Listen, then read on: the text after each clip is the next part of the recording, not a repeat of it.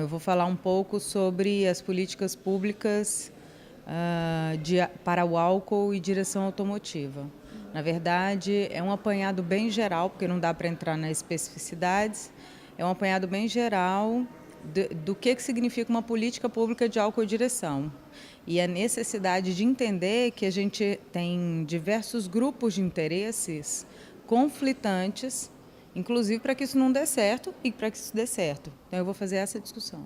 Quando o gestor público ele procura o psicólogo, ele quer uma situação milagrosa. E aí eu sempre digo, não há milagre sem mudança de cultura, sem mudança de comportamento, sem entender como é o comportamento, sem entender como o homem se compreende, como se comporta em relação a ele, em relação ao outro. E que isso demanda tempo. Então, assim, uma área em que a gente tem sido chamado com bastante frequência para a educação de trânsito. E a gente questiona muito essa educação que é feita hoje, de entregar folder em porta de escola, de dar palestra. Mas é uma educação que ela começa desde a infância realmente e vai até a vida adulta, com propostas de intervenção, com propostas de discussão, entendeu? Tornando essa educação uma formação continuada e não uma coisa pontual. O Brasil tem um conjunto de políticas assim, que a gente não tem o que falar. Claro que na questão do álcool, que é onde eu vou abordar, tem muitas falhas. E é claro que nós vamos encontrar muitas falhas. Mas, assim, é uma das melhores do mundo, no texto de um conjunto de normas e regras. Só que a gente ainda tem falhas no sentido que a gente privilegia o automóvel particular, em vez do transporte público. A gente ainda não respeita o sinal, a gente ainda não respeita o pedestre. A rua ainda é um espaço de disputa de poder. Então, assim, no que tange a lei sozinha ela não é nada, né? Ela precisa o homem precisa compreender, precisa conversar, dialogar para que possa melhorar ou não essa lei. Então, na verdade, a gente tem um conjunto muito bom, mas a gente discute e a gente aplica muito pouco. Então, o que a gente precisa é discutir mais e propor mais a partir do que a gente tem. Ou propor coisas novas. O problema, o que eu percebo hoje é que a gente conversa pouco sobre a nossa lei, com o legislativo, com o executivo, com o judiciário. A gente participa muito pouco dessas instâncias de decisão.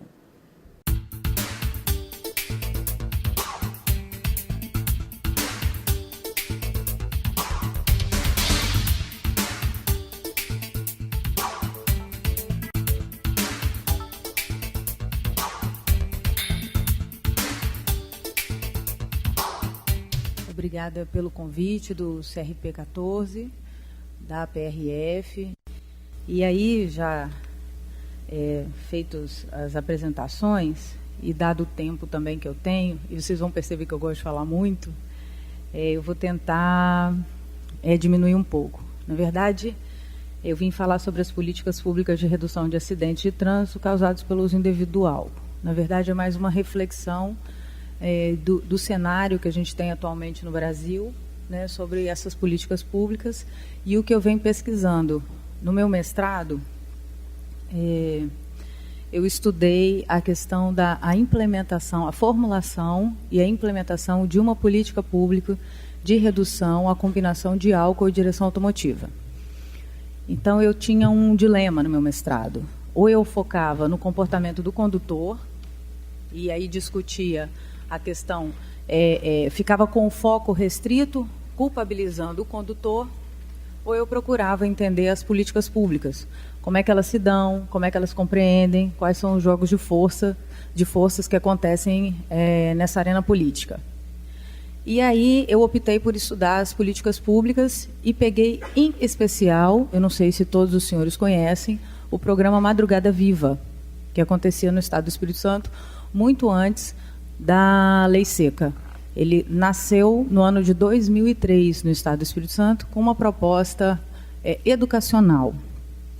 Não havia bafômetro, era um bafômetro descartável, não havia punição para quem tivesse combinado, né? Para quem tivesse bebido e depois estava dirigindo.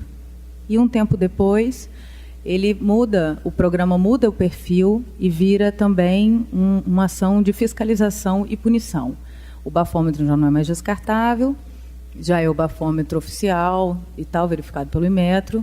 E aí há inicialmente uma resistência da sociedade. A sociedade começa a ir contra o programa, contra a ideia da punição, e contra o discurso de que beber e dirigir é perigoso. E daí o que a gente conseguiu perceber na minha tese de mestrado é que a sociedade, de um discurso de evitar o programa Madrugada Viva, ela passou a acolher o programa Madrugada Viva e dizer que isso era bom.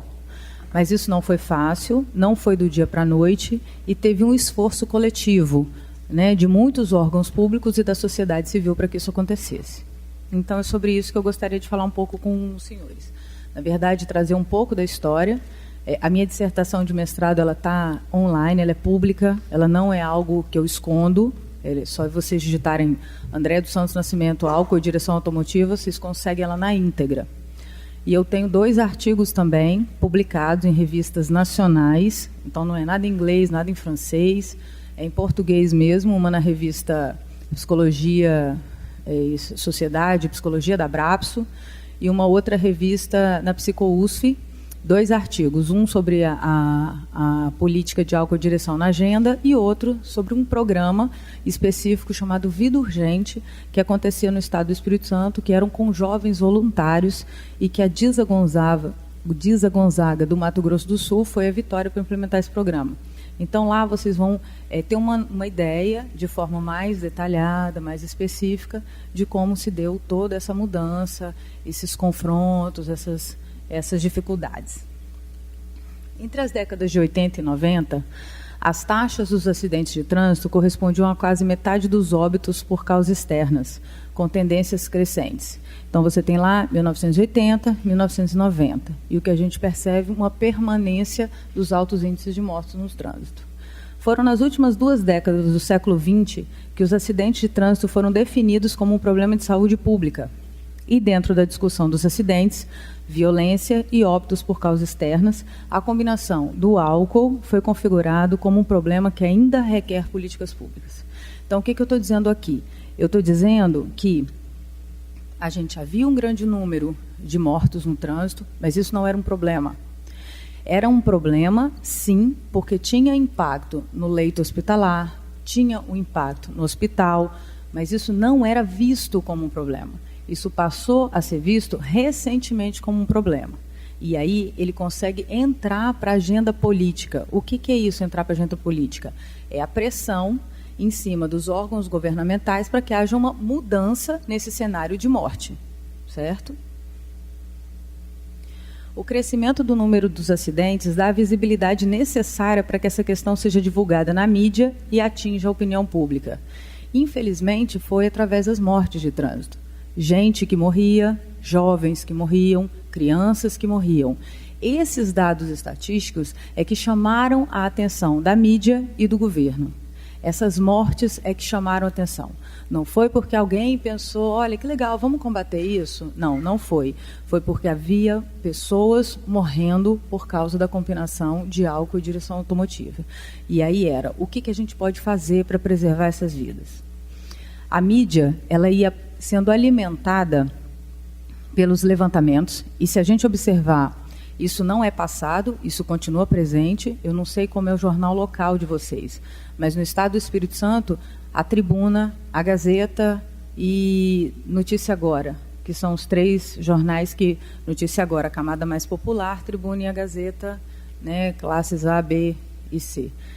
Se você abrir, você vê muito de acidente de trânsito, muito, o tempo todo. Eu não sei como é aqui, mas todos os dias, tanto no jornal, na mídia impressa, quanto no jornal falado, e não só no canal alimentado pela Rede Globo, como também as filiais e outras emissoras, tem sempre um acidente de trânsito ou uma morte no trânsito relatada, comentada. Certo? Então, isso é uma coisa que chama a atenção da mídia.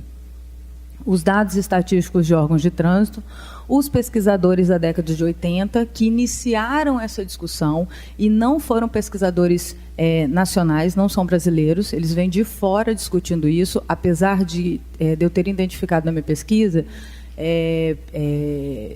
dados de 1961.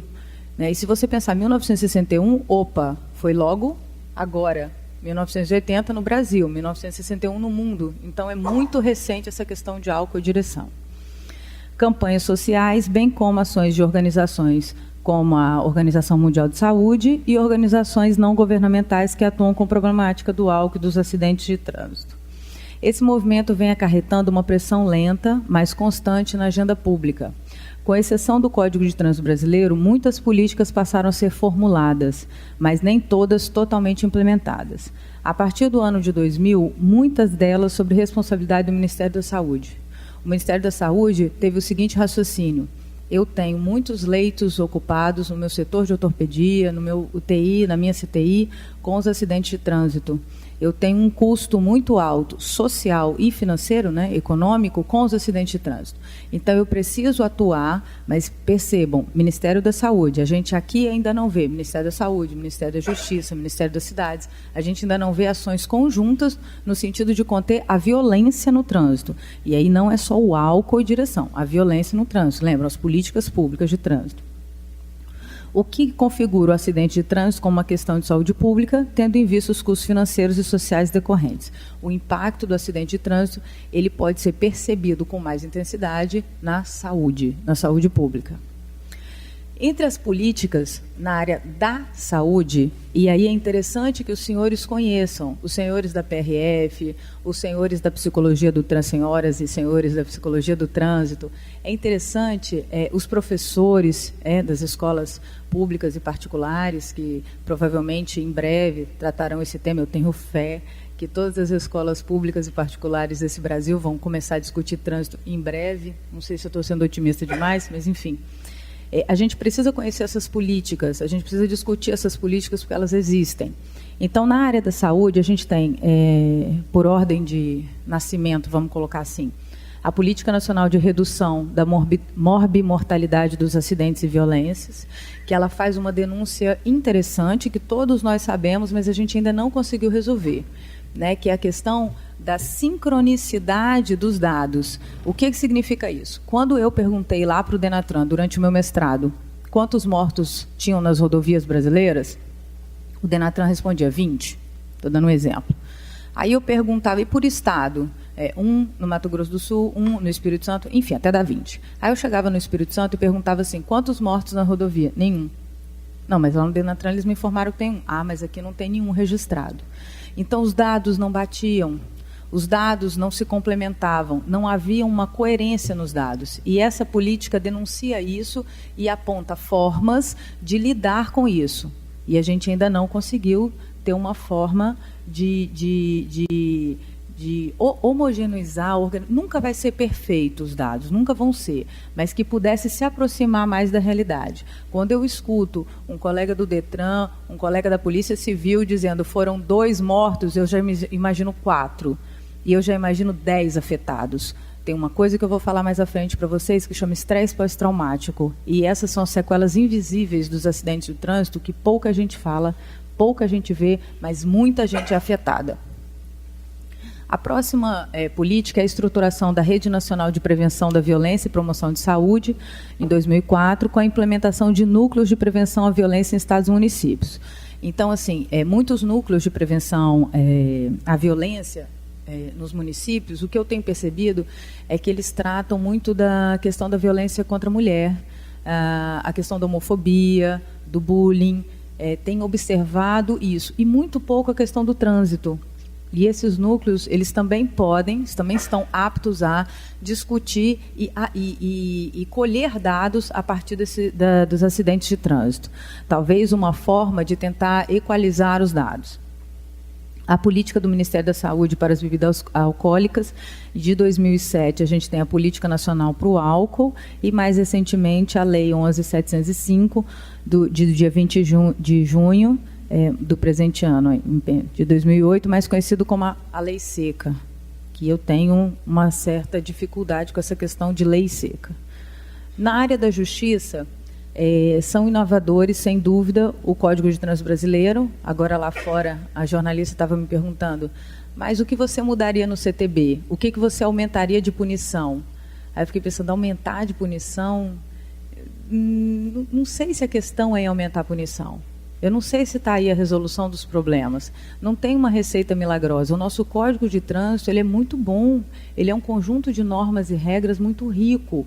O problema é que a gente não está aplicando corretamente e não está ouvindo soluções que vêm do poder público, muitas vezes, e da sociedade civil, em como aplicar essas leis. Momentos como esse do seminário, eles são interessantes porque eles nos permitem trocar essas ideias, conhecer o que está acontecendo aqui, conhecer o que está acontecendo em São Paulo, conhecer o que está acontecendo no Rio de Janeiro, em outros estados, e propor ações que sejam mais efetivas, ações que sejam mais eficazes. Esses encontros, eles são tem muita riqueza nesse sentido, de troca de informações, troca de opiniões. Vocês podem estar aí pensando assim, não concordo com nada disso, acho essas políticas uma bobagem, e eu quero ir para a rua prender pessoas. Ok, tudo bem. Mas o que tem, o que existe e que diz sobre isso e que a gente pode mudar ou melhorar? Então, nesse sentido, o Código de Trânsito brasileiro, ele é inovador, sim. Ele traz ele precisa aprimorar. A gente está vendo aí a discussão da lei, que está privilegiando a um grupinho bem específico. Precisa melhorar, mas a gente precisa debater. E a gente precisa discutir que não é só fiscalização e não é só punição. A gente não pode esquecer da prevenção e a gente não pode esquecer, psicólogas do trânsito, da educação de trânsito. A gente não pode esquecer da prevenção e da educação, porque senão o comportamento ele não muda. O comportamento não é a curto prazo. O comportamento ele muda a longo prazo. É desde a infância até a velhice. Todas as fases do desenvolvimento humano, gente, são fases de aprendizado contínuo. Não dá para ser pontual uma ação. A PRF não pode ter uma ação pontual de uma semana, de um mês, de 15 dias. Não pode. Ela tem que ser permanente. Principalmente na questão do álcool, e vocês vão entender mais à frente por quê.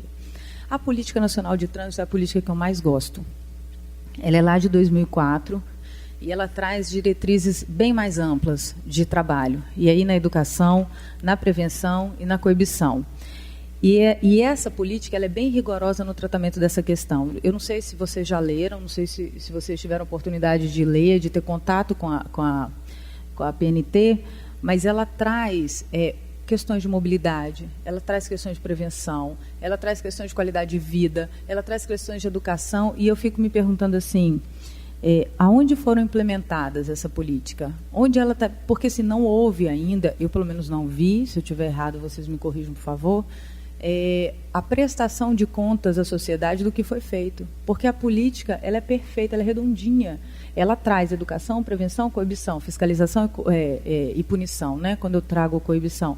Mas assim, a gente não sabe em que pé, a gente não controla. E aí controle social, no controle de questionar e perguntar o que está acontecendo, o que está sendo feito, no sentido da Política Nacional de Trânsito. Não nos restam dúvidas que tais medidas são um indicativo de que a questão da bebida alcoólica entrou definitivamente na agenda política brasileira. De 2001 até hoje, a gente está vendo o debate incessante em relação à bebida e ao álcool, mas ainda insuficiente. E que os avanços estão paulatinamente se configurando nesse cenário, tanto no que tange a formulação de políticas de enfrentamento à questão, quanto à implementação das políticas formuladas. A lei seca se torna, nesse processo, um marco legal regulatório, demonstrando a que ponto se chegou ao reconhecimento do problema. É preciso considerar que existem avanços e resistências na configuração dessa política, e que os interesses do setor público versus o setor privado aparecem em cena. Vocês percebem isso? Nem sempre é o mesmo interesse do setor público e do setor privado. A lei seca, eu digo, de lei seca ela não tem nada. Lei seca, você não bebe publicamente de forma nenhuma.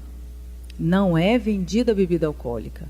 Então, nós vendemos bebida alcoólica. Pessoas com 18 anos, 17, 16, 15, 14, até 8 anos de idade. Nós já mapeamos crianças com 8 anos de idade que bebem em casa com os pais. Elas tomam uma tacinha de vinho. Não é nada, não faz nenhum efeito nelas. É esse o discurso que a gente escuta dos pais dentro de casa. Então, assim, a lei seca, ela efetivamente não existe. O que existe é uma lei que controla, entre aspas, a questão do beber e dirigir. Ela é focada nisso. Essa lei, inclusive, não discute questões mais profundas, que é a questão da família. E como a família se comporta na relação com o álcool. O álcool é a celebração da vida em muitas religiões. Existem religiões que um bebê, antes de uma certa cerimônia, a chupeta é molhada no vinho e dada ao bebê. Não quer dizer que a criança vai virar, gente, um dependente, um viciado, não gosto do termo, um dependente de álcool. Não quer dizer isso, devagar com isso. Mas o que eu estou querendo dizer é que o álcool é socialmente aceito. É algo que é social. A gente toma um golinho de cerveja para relaxar. A gente toma um golinho de vinho para ficar tranquilo. E a gente fica tranquilo mesmo, e a gente sorri mesmo. Então, essa relação que a gente tem com álcool é um filho. É uma criação. A gente tem adega em casa. Tem pessoas, a gente tem, engraçado, né? Tem pessoas que têm adegas em casa de vinhos caríssimos. R$1.000 uma garrafa de vinho. Para abrir em situações... Tem mais, né? Tem vinho bem mais caro, a pessoa aqui, né, está na sua humildade achando R$1.000 um absurdo, enfim. Então, assim, tem isso. Tem a cerveja desse tamanhozinho que custa R$18, que é comprado, colocado para gelar, beber, e bebe-se todo dia à noite, desde a Skol até a mais cara. Então, essa relação que a gente tem com a bebida alcoólica, é essa relação que a gente não discute. E para discutir, a gente precisa discutir desde a infância, desde a mais tenra idade. Não adianta agora eu, poder público, dizer para você que você não pode, não deve, sem ter discutido e ouvido você. E você aprendeu a beber aos 14 anos, aos 9 anos, com seu pai dentro de casa. Você viu seu pai beber e dirigir. Você aprendeu que isso é bom, que não tem nada de mal. Então, este confronto que a gente não faz. Eu não estou dizendo para ser a política da ditadura. Ninguém mais bebe, acabou, não vende, porque vão ter mecanismos de fuga. O que é um mecanismo de fuga? Entrem no Google e digitem assim, choperia caseira. Vocês vão aprender a fazer com uma garrafa de Coca-Cola, um chope. Vocês vão aprender a fazer. Então, assim, e que foi o que aconteceu nos Estados Unidos quando foi promulgada a lei seca. Né? Promulgou-se lá a lei seca, ninguém podia beber na rua, ninguém podia vender álcool. Aí o que as pessoas começaram a fazer? Fabricar em casa a sua cachaça, a sua cerveja, o seu chopinho. E isso vai acontecer sem dúvida no Brasil, no calor. Imagina, eu moro na praia. Imagina, o calor de doer. Eu não vou tomar minha cervejinha na praia? Vendo o mar, com o barulhinho lá do meu mergulhinho e volto? Então, assim, essas questões precisam ser pensadas. A questão de como a gente se relaciona com o álcool, com a bebida alcoólica, com o uso e com o abuso. Então, assim, são gradações também da questão que a gente precisa discutir. E aí, dentro das políticas públicas, a gente tem um campo de luta que interesses contraditórios comparecem. De um lado, a questão da saúde pública, de outro, a defesa do mercado livre e autorregulado. Meu pai é dono de bar. Meu pai tem um bar. E isso eu posso falar com muita tranquilidade e muita propriedade quando eu chego falando lá dentro de casa, militando contra álcool e direção. Não pode. Como não pode? As pessoas têm livre-arbítrio. E eu? E o meu direito à segurança? Quando eu tenho uma filha de 9 anos, um filho de 7 anos, e eu quero atravessar a rua sem estar preocupada se essa pessoa está bêbada ou não ao volante. Ah, mas isso não é problema meu. Eu só vendo. Então, há o interesse do mercado em vender, há o interesse da indústria em lucrar. Então, tem esses interesses, por um lado, o direito à vida, por um lado, a preservação da vida, e por um lado, um comércio que existe por trás dessa vida, que é próprio também da vida, certo? E no meio disso tudo, a gente tem as políticas públicas brasileiras que se encontram em fase de implementação, de formulação e implementação, mediadas por inúmeras resistências, seja da escola, seja da família, seja do amigo que a gente sai, né, para ir à noite, sair. Não, mas você não vai beber, Dias? Como assim você não vai beber? É só um golinho, não faz mal, não. Não, mas é que eu estou dirigindo hoje, minha esposa está aí. Ah, ela bebe para você, bebe um pouquinho comigo. Então, também tem essa questão das resistências, que são internas e externas.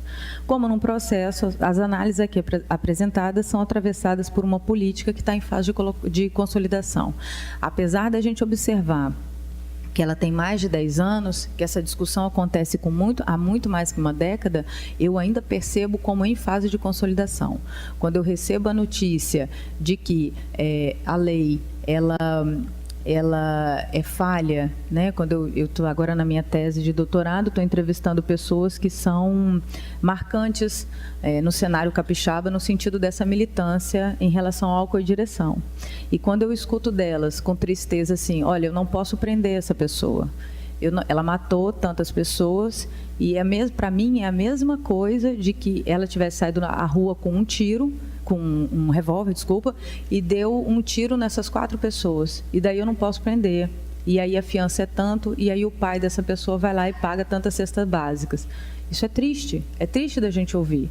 A gente entende a dor do outro, e não só do outro que sofreu o acidente, mas também do outro que causou o acidente. A gente também fala muito da vítima, mas fala muito pouco do agressor.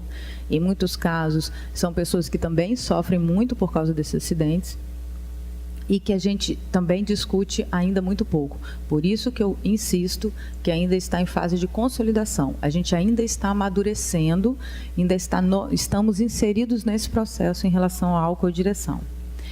Há muito ainda que se discutir sobre ela e ainda falta debatermos o papel da mídia nesse processo, a precária regulação da propaganda de bebida alcoólica. Tem no YouTube, se vocês digitarem lá, classificação indicativa, crianças e o álcool. E aí vai aparecer uma criança, ela está com um copo de Nescau e um papelzinho em que ela faz um desenho. Ela está desenhando e a televisão está ligada. E aí essa criança foca na criança, o olhinho dela, e ela começa a ver o que está acontecendo na televisão. E aí ela começa a prestar atenção na televisão, ela olha para o desenho, olha para o copinho de Toddy dela, e aí ela joga tudo no chão, pega o lápis, vira um cigarro, o lápis, e o Toddy ela toma e começa a ficar bêbada com o Toddy, porque isso ela entende que é o certo. Isso, quando ela não tem a supervisão de um adulto que pode conversar, que pode dialogar, que pode mostrar, ou da escola, ou da igreja, por isso que eu também digo que é um esforço que é coletivo, não é único, não é individual, ela entende neste vídeo que é o certo. Então, desde criança, o que as nossas crianças veem na televisão? A questão do fumar, a questão do beber, não se iludam. Só colocar beber e dirigir não combinam, isso não muda comportamento também. Nós precisamos de campanhas mais efetivas e menos pontuais. É uma mensagem, gente, que é passada diariamente, mas a escolha é individual. E aí o desafio está como mudar essa escolha que é individual? Ou como fazer dela, até mesmo a escolha de eu vou beber e vou dirigir. Eu estava conversando agora com o Rigo, ele estava me contando a experiência importante deles, de fiscalização, de cobrança, de punição. Eu falei, poxa, legal, mas Rigo, vamos pensar, se hoje vocês pararem com tudo, parou, pum, não tem mais blitz, não tem mais nada, o que vocês acham que vai acontecer? É isso mesmo, as pessoas vão beber e dirigir.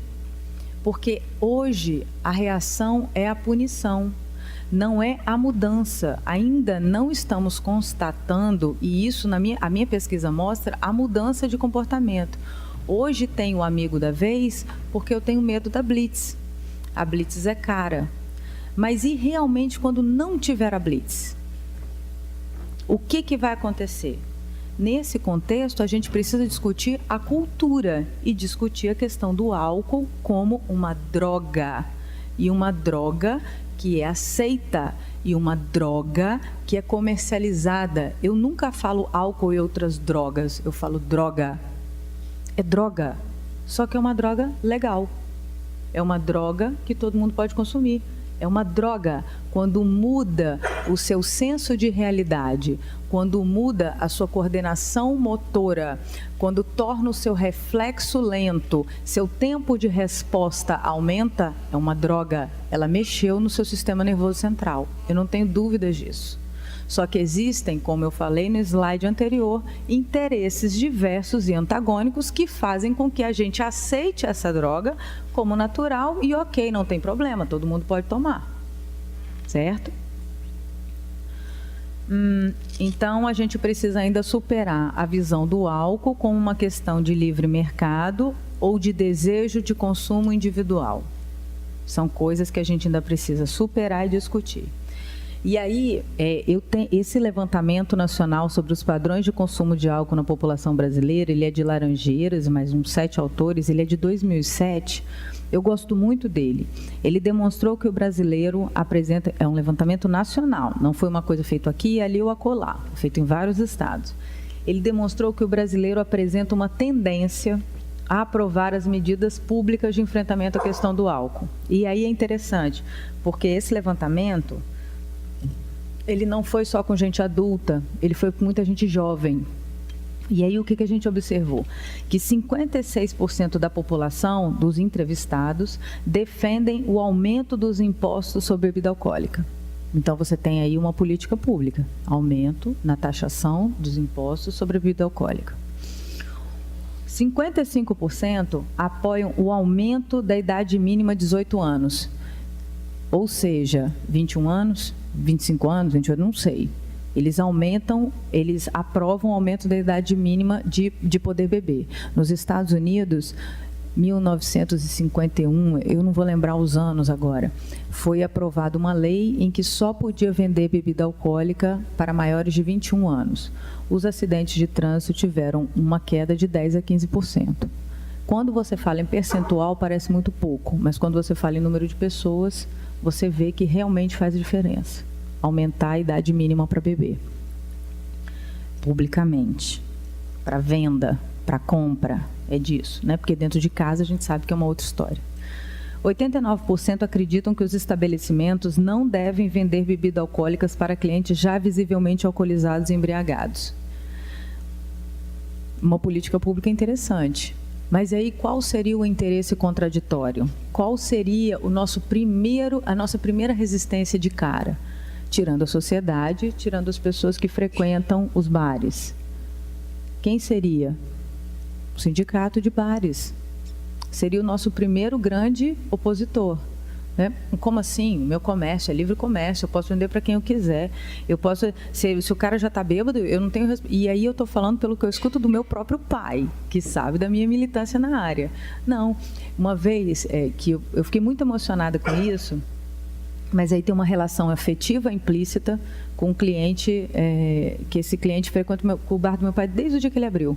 E aí um dia ele chegou já embriagado no bar do meu pai, ele tem um prisma branco, e ele chegou nesse prisma já torto. E aí virou para o meu pai e pediu, né, lá, o negócio de gengibre lá que eles vendem. E aí papai deu para ele, virou para ele e falou bem assim, me dá a chave do seu carro para minha esposa poder... buscar minha filha, inventou uma mentira lá cabeluda, ele bêbado, entregou a chave do carro para o papai. E aí o papai chamou um táxi, depois que ele já estava mais que todo, chamou um táxi e mandou ele embora. Mas assim, individual, pontual e a este cliente que ele conhece desde quando ele abriu o bar. Vocês imaginam o que é isso? O quanto de pessoas que o meu pai vê chegar embriagados e saírem mais embriagados ainda, e eu falo, pai, você devia ser corresponsável por isso. Essas pessoas você está dando mais álcool para elas e elas estão saindo mais bêbadas daqui. Não pode. Essas pessoas, elas deviam ser obrigadas a deixar a chave do carro aqui, ter um outro mecanismo, pegar um táxi. Assim, do jeito você não fez isso para esse camarada, por que não pode ser assim para todo mundo? Por que a gente não pode cuidar de todo mundo da mesma forma?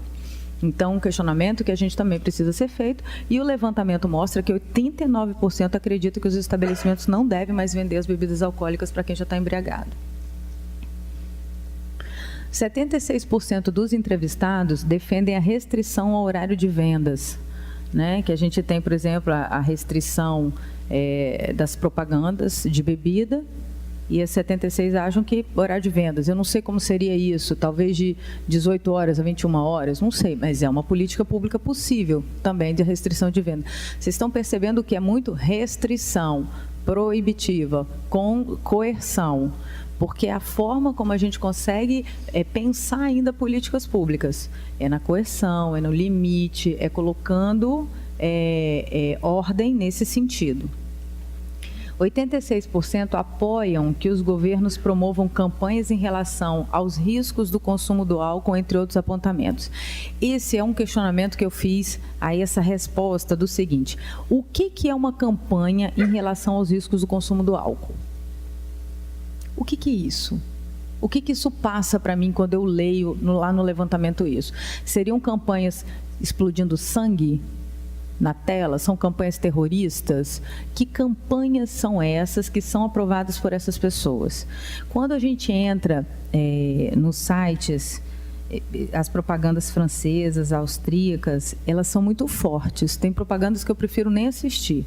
Elas são bem fortes. E aí eu fico me perguntando se elas teriam o mesmo efeito aqui. Se elas teriam o efeito de chocar e mudar, pelo medo da morte, enfim, pelo medo da perda, ou se elas virariam uma banalização. Então, a gente tem que ter cuidado quando a gente defende esse tipo de campanha. As campanhas, tem uma campanha que é ótima, as pessoas estão numa varanda, todos os 3 sem cinto, a criança, o pai e o filho de uns 15, 16 anos, e aí você escuta o carro correndo, a freada, e aí você está vendo as 3 pessoas na varanda de um prédio de 3 andares. E aí você escuta a freada, e aí os 3 caem do prédio de cara no chão. E assim, não tem sangue, não tem nada. E aí aparece, né? Use o cinto de segurança. Numa velocidade X equivale a cair num prédio de 3 andares.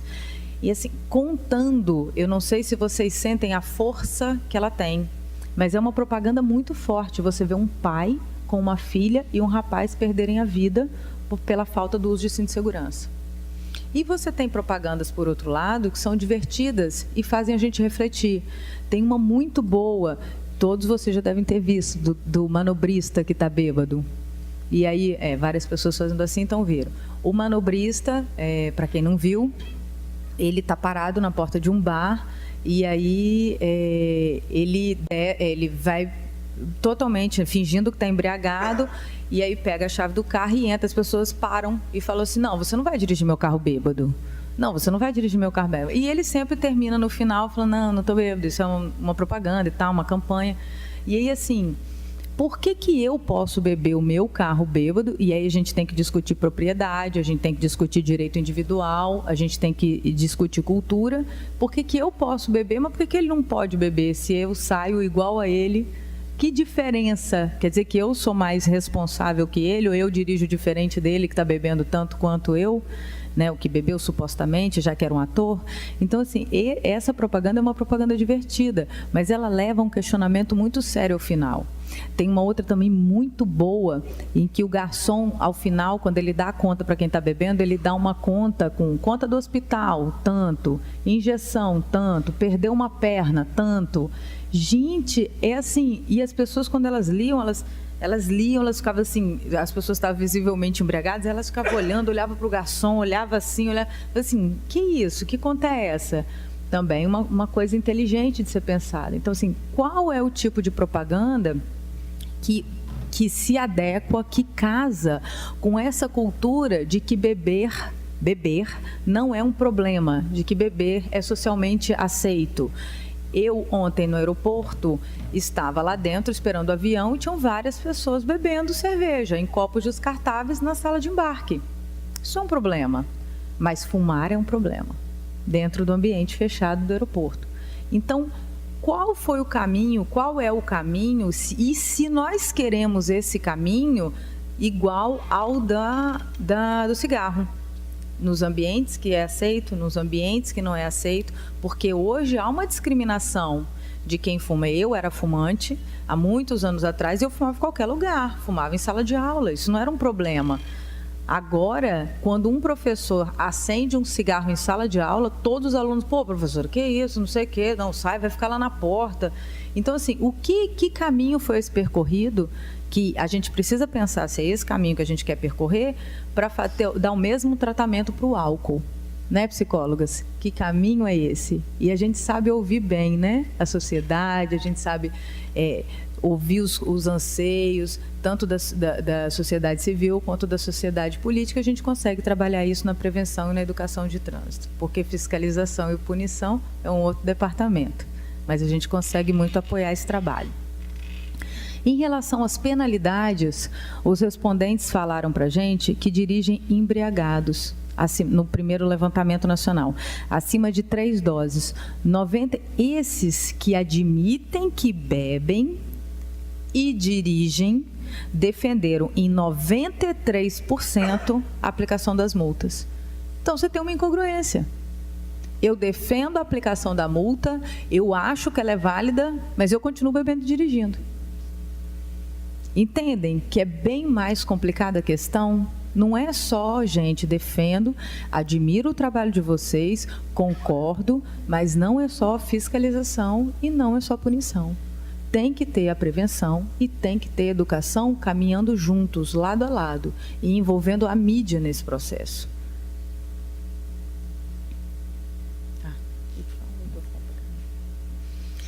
81% aprovaram a suspensão da CNH e 63% apoiaram a condenação à prisão. Então, a gente tem mais esses dados. E esses dados, ele apareceu entre os jovens, os motoristas que bebem e dirigem acima de 3 doses, tá? Aprovam condenação e aprovam a suspensão da CNH. De acordo com os pesquisadores, esse é um indicativo de que a população está preparada para mais políticas públicas que regulem o mercado de álcool e sua relação com os motoristas que dirigem sob efeito de álcool. Então, assim, a população está esperando que isso venha. Não quer dizer que ela vai aceitar. São coisas diferentes. Mas quer dizer, desculpa, que ela já está prevendo que isso vai acontecer de alguma maneira.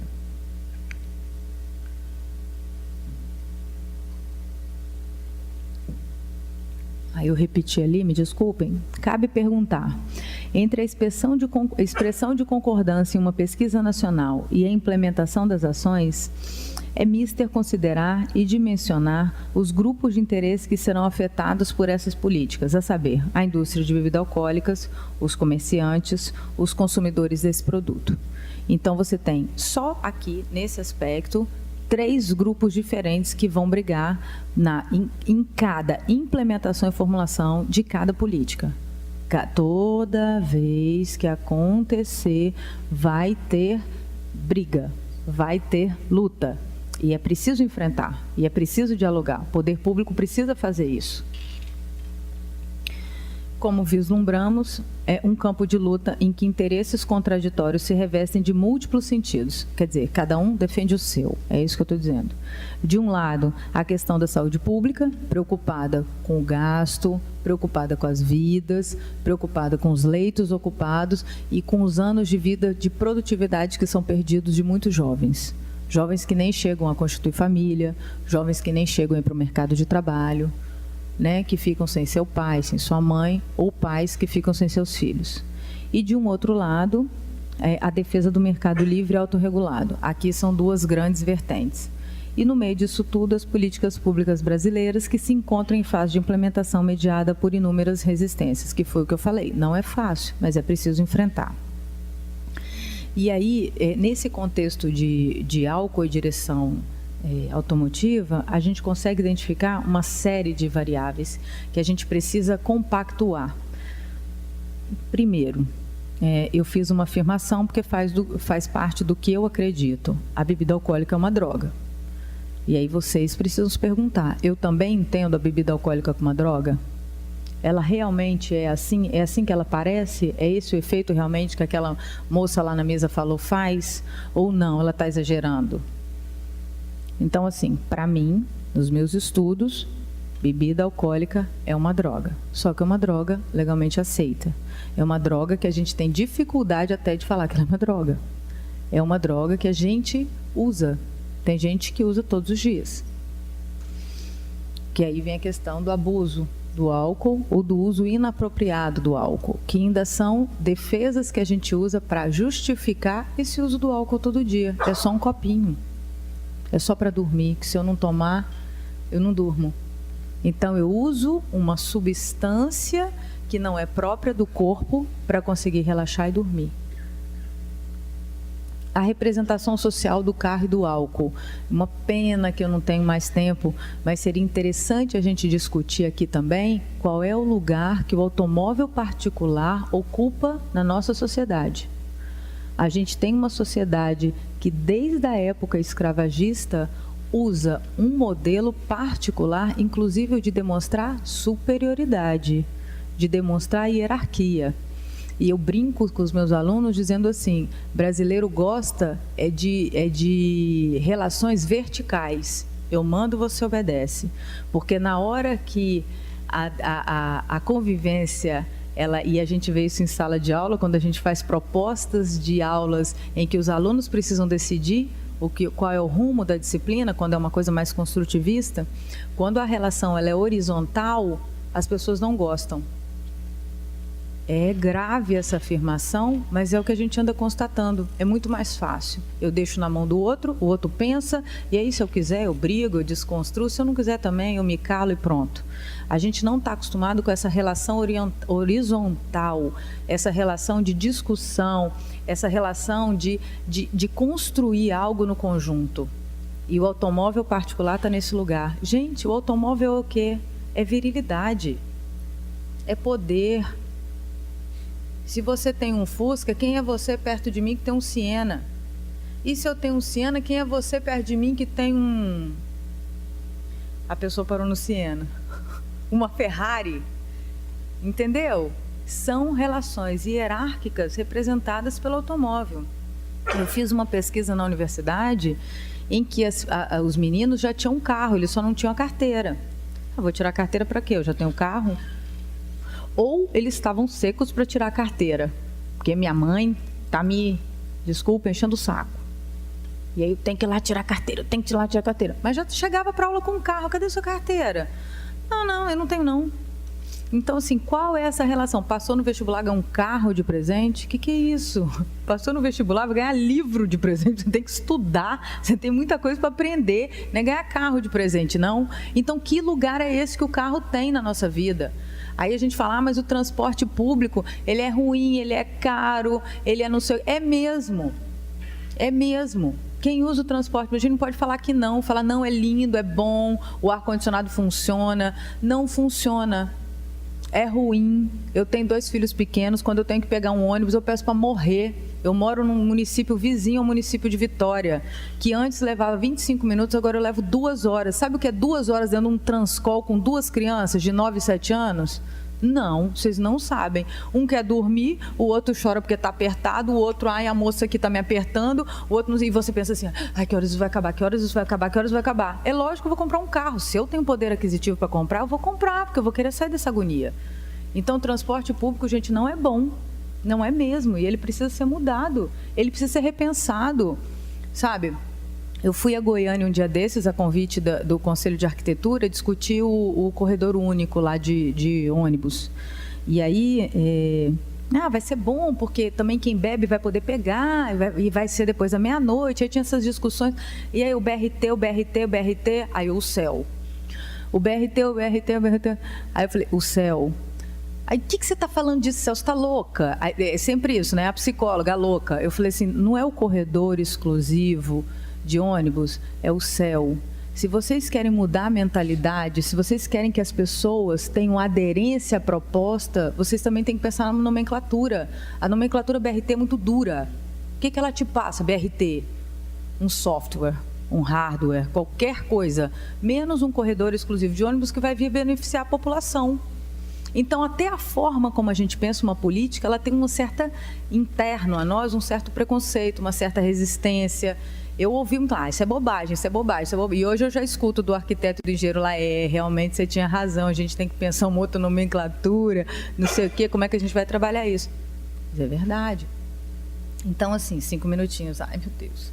Então, assim, outras coisas que a gente precisa, a questão do álcool, já falei bastante da representação do álcool, a representação social, como é que ele se dá, os direitos individuais versus direitos coletivos, quer dizer, poxa, essa mulher está vindo aqui dizendo que eu não posso beber. Não é isso que eu estou dizendo. Eu estou dizendo que a gente precisa discutir qual é o lugar do álcool, desde a escola até a cachaça de banana na nossa vida. A gente precisa discutir e precisa encarar isso com menos hipocrisia. O que eu vejo é muita hipocrisia. O que eu vejo é, não pode beber, não pode dirigir, não sei o quê, encho a minha cachaça, pego o carro e bebo. Então, é isso que a gente precisa rediscutir. É disso que eu estou propondo. Quando a gente fala de direitos coletivos, gente, a rua é um lugar que está todo mundo todos os dias. São várias vidas. Eu não sou só responsável pela minha vida. Eu sou responsável pela vida do outro. Vocês da PRF Se vocês pegam crianças atropeladas na rodovia, vocês sabem o que é uma criança morrer na rua, uma mãe gritando, um pai gritando de dor. O delegado Fabiano Contarato está ali. Um dia desses, fui entrevistá-lo, saí de lá, tinha uma mulher gritando dentro do IML. Aquilo me dói lá dentro, sabe? Nem fui lá, podia ser qualquer outra coisa, gente. Podia ser tiro, tráfico de drogas, o que for. Mas imagina, a mesma coisa acontece no trânsito. Imagino que a mesma coisa acontece. Porque dor de perda de um ente querido é a mesma. Isso dói. Então, isso a gente precisa discutir. Que rua é essa que nós queremos? Se esse espaço público, ele realmente é coletivo ou ele realmente é individual? E a gente precisa discutir isso. A gente tem uma maioria que depende de transporte público, uma minoria que anda de carro, uma proliferação de moto, e aí o motorista alcoolizado em cima da moto, Senhor Jesus amado, o que é isso? Então, a gente tem essa discussão e a gente precisa fazer ela. Lei seca não é lei seca, que eu já falei sobre isso. A criança e a bebida, que eu também citei a questão da educação, que ela precisa começar desde pequenininho. E aí a gente precisa pensar formas. É escolinha de trânsito? É um lugar separado da escola? Eu, particularmente, acredito que é dentro da escola, capacitando o professor, capacitando o diretor, capacitando... mas eu não vou ter uma disciplina própria de trânsito. Isso eu escuto muito. Mas não é uma disciplina própria de trânsito. Você vai discutir trânsito na arte, na matemática, no português, em ciências, história, geografia. Você vai discutir direitos iguais. Você vai discutir cidadania. Você vai discutir direitos humanos.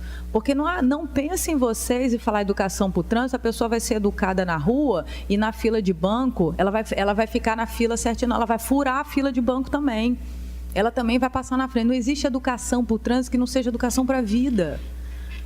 É bobagem acreditar que é só educação para o trânsito, saiu do trânsito. Nós somos esse conjunto complexo de ações que nos atravessam o tempo todo, de ações, de opiniões, de pensamentos, de posturas, de comportamento, e isso se dá dentro do carro e fora do carro. O filme do Pateta, né? Ele saiu do carro, ele virou um senhor bondoso. Opa, pera lá! Isso serviu lá na década de 50, 60, 70 que ele foi criado, né? Ele é atual, mas não é aquilo daquele jeito, não. A gente sabe que não é aquilo daquele jeito. Ele aparece com mais ênfase dentro do veículo, mas ele fora do veículo não é outra pessoa, não. Não é assim que funciona. Educação, prevenção, fiscalização e punição. São 4 pontos que precisam estar juntos. É um elo, né? É um círculo. Se esse círculo se rompe, ou se ele é apenas anual, mensal, se ele é pontual, ele não funciona. Ele não muda comportamento. Ele precisa ser contínuo. Tem que dar ênfase a ele. Mídias e redes sociais. A mídia tem um papel muito importante. A mídia veicula acidente e a mídia também pode fazer as campanhas, pode estar junto. As políticas que deram certo, a sociedade civil cobra blitz pela mídia. Vai lá na mídia reclamar, vai lá na TV. Então, essa conversa, esse diálogo com a mídia e com as redes sociais, ele também é muito importante. Um canal da PRF no Facebook? Não sei. É uma proposta?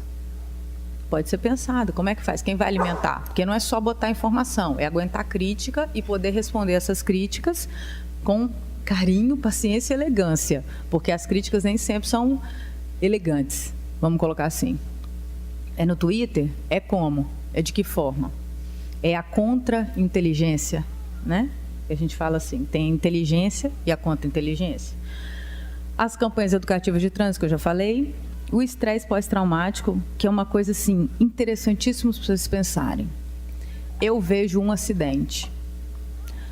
E esse acidente, um motociclista, ele é lançado a 2 quilômetros do carro, bate a cabeça, o capacete abre e o cérebro se espalha pela via. Nossa, como você é dramática.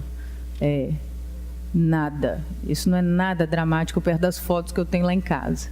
Eu tenho fotos de um coração pulsando no meio da rua. Na foto não dá para ver que ele está pulsando. Mas, enfim, eu tenho fotos de um coração na rua.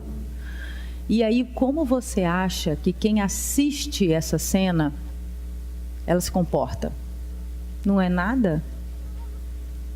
Gente, a gente tem casos de pessoas no núcleo de atendimento que elas relatam um acidente que elas viram quando elas tinham 6 anos de idade e elas tomam remédio controlado a vida inteira sem se dar conta que foi aquele motivo, aquele acidente que não tinha nada a ver com elas, que desencadeou o problema. O estresse pós-traumático é um problema de saúde pública que tem atingido uma grande massa de pessoas e a gente não tem conseguido lidar com ele. Ele é diagnosticado frequentemente pela medicina como depressão e não é estresse pós-traumático. É bem mais grave. E aí você tem um pai, por exemplo, que perde um filho e ele não chora. Isso é um caso clássico. Não chora, não reage, não demonstra nada. E aí, um ano depois, ele está tendo crises de tonteira, tem um AVC, engorda demais, então, acaba caindo na rede pública. Então, não só quem é afetado diretamente, não só quem é vítima, não só quem é causador, mas também quem presenciou o fato. Existem estudos internacionais que mostram até mesmo quando o acidente ele é veiculado na TV. Então, por isso que eu falo, quando a gente fala em campanhas educativas, que são fortes, que tem sangue espalhado a gente tem que ouvir também o lado da saúde. A gente tem que saber também como é que a nossa cultura, a cultura brasileira, lida com esses casos de violência extrema, né?